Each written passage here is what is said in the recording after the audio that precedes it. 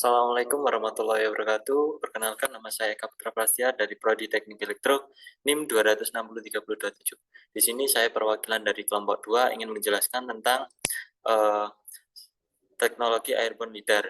Di sini saya tidak sendiri, ada pula anggota saya, yaitu saya sendiri Eka Putra Prastya, Indra Maulana, Zamzamil Umam, Muhammad Faiz Murtado, Senol Widiantoro, dan Ali Hidayah. Untuk soalnya, di sini saya akan menjelaskan tentang apa itu LIDAR. LIDAR adalah singkatan dari Light, Detect, and Ranging. LIDAR adalah teknologi yang menerapkan sistem penginderaan jarak jauh untuk menentukan jarak dengan menembak sinar laser. Jarak didapatkan dengan menghitung waktu antara ditembaknya sinar laser dan sensor sampai diterima kembali oleh sensor.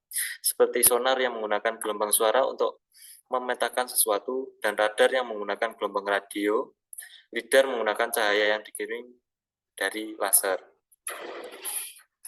Soalnya sistem pada LIDAR. Sistem LIDAR pada umumnya banyak beroperasi dengan menggunakan gelombang near infrared atau NIR. Namun, beberapa sensor pun ada yang menggunakan spektrum gelombang hijau untuk menembus air dan mendeteksi keadaan di dasar air. Data yang dihasilkan LIDAR yaitu data dalam bentuk point cloud. Point cloud merupakan kumpulan titik yang mewakili bentuk atau fitur 3 dimensi. Setiap titik memiliki koordinat X, Y, dan Z.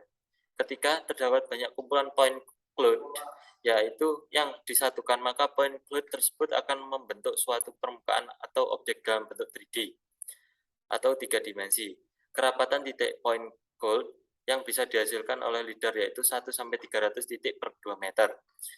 1-300 titik meter persegi. Data point cloud dapat digunakan untuk membuat model 3 dimensi permukaan bumi seperti digital elevation model atau DEM dan digital surface model atau DSM. Untuk materi selanjutnya akan dijelaskan oleh teman saya. Perkenalkan, nama saya Senol Widiantoro dan saya akan menjelaskan apa itu DEM dan DSM. DEM adalah model permukaan bumi yang hanya menyajikan ketinggian permukaan tanah saja, tanpa pepohonan atau bangunan. Sedangkan DSM menyajikan ketinggian permukaan tanah dan objek-objek yang terlihat dari atas tanah seperti pepohonan, bangunan, dan lain-lain. Dua metode pemetaannya menggunakan airborne, pesawat atau drone, yaitu dengan teknologi LIDAR dan foto udara. Kamera yang disebut juga dengan photogrammetry. Kedua metode ini yang paling sering digunakan untuk pemetaan topografi yang cangkupannya luas sehingga tidak perlu membutuhkan banyak tenaga untuk pemetaan konvensional atau pemetaan terrestris. Karena waktu untuk pengambilan dan pemrosesan data yang dapat dilakukan lebih cepat. Selanjutnya akan diterangkan oleh teman saya. Assalamualaikum warahmatullahi wabarakatuh. Perkenalkan, nama saya Ali Hidayah dengan NIM 200603062. Baik, di sini saya akan menjelaskan komponen LIDAR. Jadi, LIDAR memiliki sistem yang terdiri dari 4 komponen dasar. Yang pertama adalah sensor LIDAR, yang kedua adalah Global Position System atau GPS, yang ketiga adalah Inertial Measuring Unit atau IMU, dan komputer.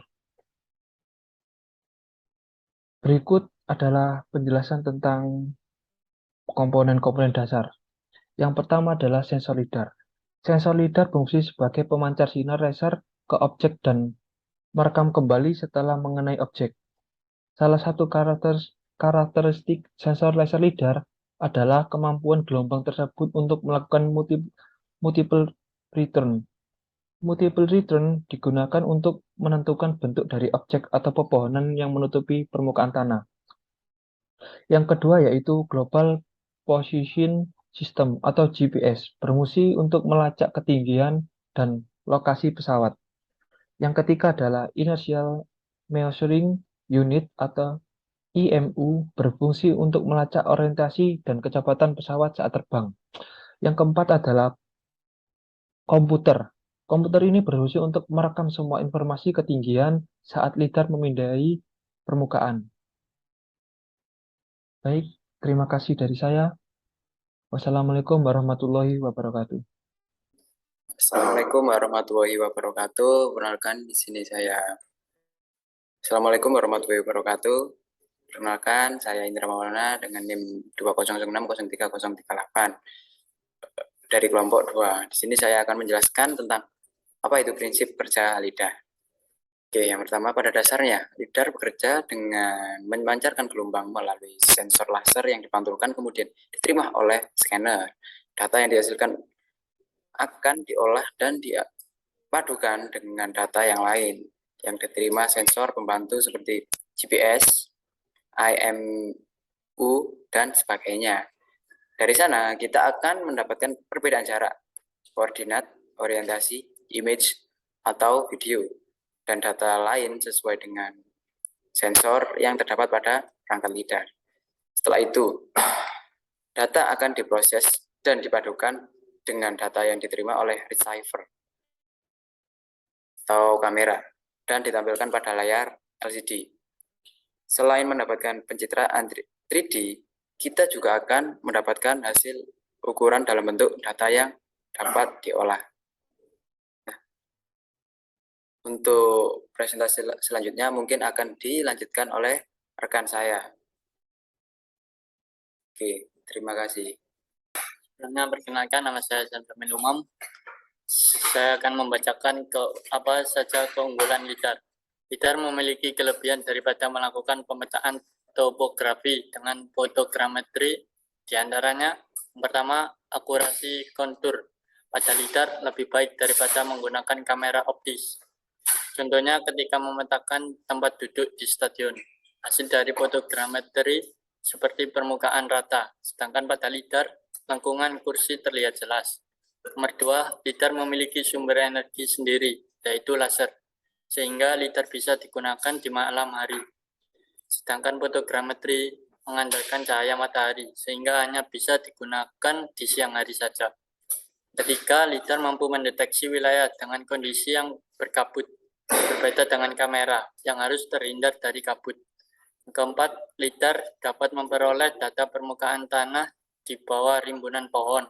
Hal ini dikarenakan lidar menggunakan sinar laser, sehingga selama masih ada cahaya yang bisa menembus ke bawah rimbunan pohon, maka data lidar dapat diperoleh.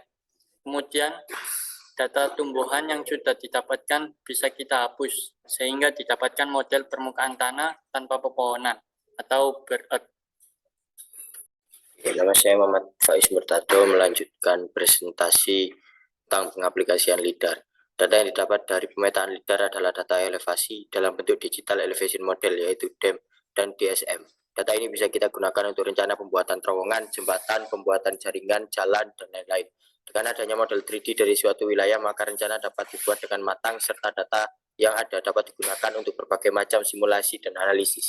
Contoh lain, pengaplikasian lidar dipakai di navigasi mobil tanpa sopir atau autonomous vehicle. Dengan adanya lidar, mobil dapat mengetahui adanya mobil lain, halangan, belokan, pejalan kaki, dan lain-lain. Dengan demikian, mobil bisa berjalan secara otonom karena dapat melihat objek-objek yang ada di sekitarnya. Lidar juga telah banyak diaplikasikan pada UAV, yaitu singkatan dari Unmanned Aerial Vehicle atau pesawat tanpa awak. Dengan menggunakan lidar, maka UAV dapat memetakan kontur geografis dari area yang dijelajahi. Kontur geografi ini didapatkan dari rekonstruksi kumpulan data jarak yang diperoleh lidar. Mungkin cukup sekian presentasi ini. Kurang lebihnya saya mohon maaf. Assalamualaikum warahmatullahi wabarakatuh.